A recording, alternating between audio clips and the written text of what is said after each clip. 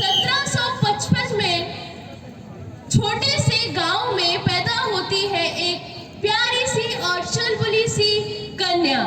पूरे गांव में मिठाइयाँ बांटो, हमारे घर लक्ष्मी आई है। मगर किसे पता था बचपन से अपने चुलबुले सवालों से और भारी भरकम सवालों से सबको परेशान करने वाली कन्या आगे चलकर एक दिन इतिहास रचेगी 8 साल बाद। ओम नमः शिवाय, ओम नमः शिवाय। कितनी प्यारी बालिका है, इतनी छोटी सी उम्र में इसके चेहरे पर कितना तेज और कितनी शांति है। कौन है ये बालिका? आप कोई परदेसी मालूम होते हैं जो हमारी अहिल्या को नहीं जानते। ये हमारे पटेल जी की बेटी है। अहिल्या, इधर आओ, इनसे मिलो। ये है महाराज मल्हार राव होलकर। प्रणाम। अहिल्याबाई से मल्हार राव इतना प्रसन्न हो जाते हैं कि वे तुरंत ही उन्हें अपने पुत्र वधू बना लेते हैं। कुछ वक्त बाद सन 1755 में मल्हार राज्य में आई भारी पीड़ा से वहां हर एक को परेशानी थी। सन 1755 में राजा सूरजमल जाट के खिलाफ एक युद्ध छिड़ा। हे प्रभु, आज इस मिट्टी की पहचान के लिए मराठा साम्राज्य का हर एक व्यक्ति, बच्चे से लेकर बुजुर्ग तक रणभूमि में युद्ध लड़ रहे हैं।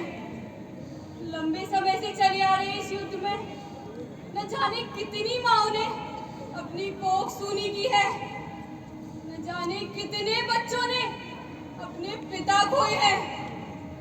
मालवा राज्य कभी फूलों से होली खेला करता था, आज खून में लथपथ है। हे प्रभु, इस अहिल्या की आपसे यही विनती है कि मालवा राज्य के हर एक व्यक्ति को सुरक्षित रखिएगा। ओम नमः शिवाय। महाराज की जय हो। महाराज, बहुत ही दुख के साथ ये कहना पड़ रहा है कि छोटे सूबेदार युद्ध करते हुए वीर गति को प्राप्त हो गए।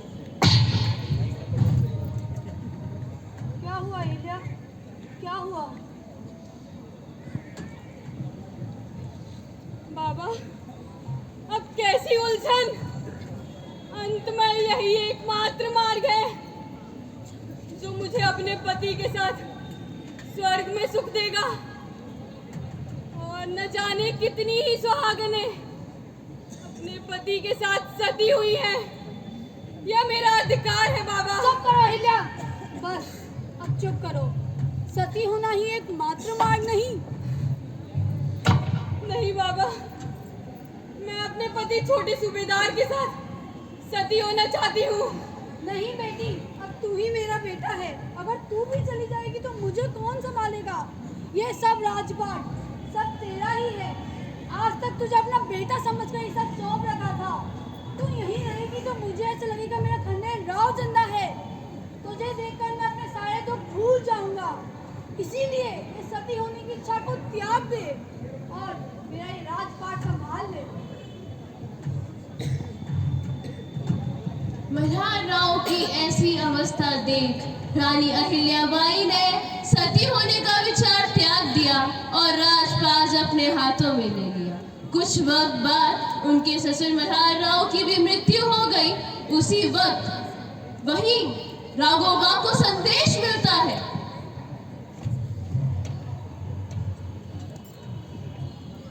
महाराज, खबरी आया है, पेश किया जाए। महाराज की जय हो। महाराज, एक बहुत अच्छा समाचार लाया हूँ। बताइए, क्या समाचार लाए हैं? मालवा राज्य अभी स्वामीहीन है। कहो तो आक्रमण किया जाए। विचार करते हैं। वहीं अहिल्याबाई परेशान यह सोच विचार कर रही थी कि अब उनका राजपाट और सिंहासन कौन संभालेगा।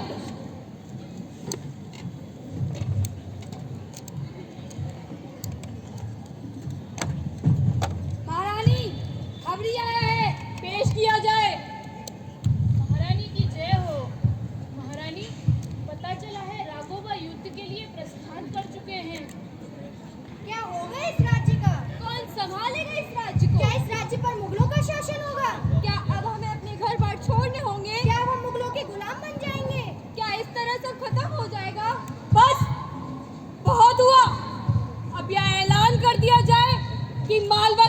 रानी अभी जीवित हैं।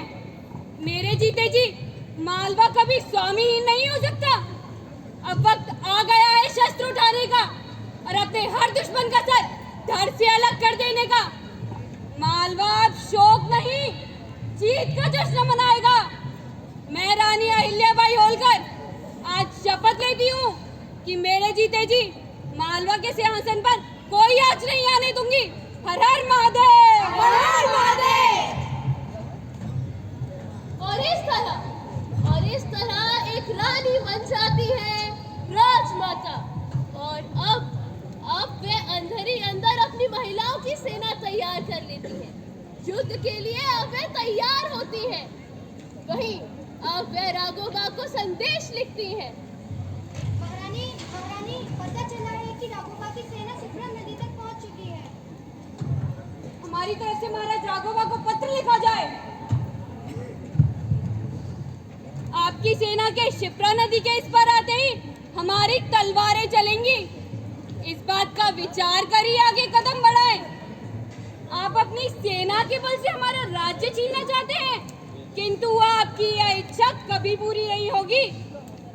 आपने मुझे अबला समझा है। मैं कैसी अबला हूँ यह तो आपको कुरुक्षेत्र में ही मालूम होगा।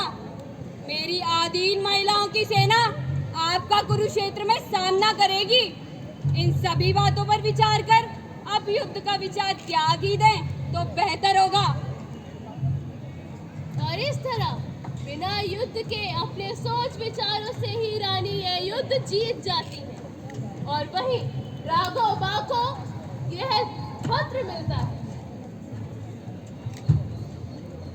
अरे ये तो ये अबला के शब्द हैं, ये तो कोई शेरनी के शब्द हैं।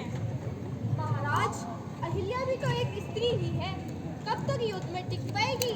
हमें अपनी इज्जत बहुत प्यारी है, हम अपने ऊपर कलम नहीं लगने दे सकते। अहिल्याबाई को पत्र लिखा जाए। जैसी आपकी आज्ञा। हम आपके बेटे की मृत्यु का शोक जताने के लिए इंदौर आना चाहते थे। हमारी कोई आक्रमण करने की इच्छा नहीं थी। और इस तरह अपनी सूझबूझ से ही रानी अहिल्याबाई यह युद्ध जीत जाती है। और इस तरह वे एक समाज सुधारक बन जाती है। यह थी अहिल्याबाई की महान गाथा। एक मामूली सी 8 वर्ष की कन्या से राजरानी, राजमाता, समाज सुधारक बनने की महान गाथा। धन्यवाद।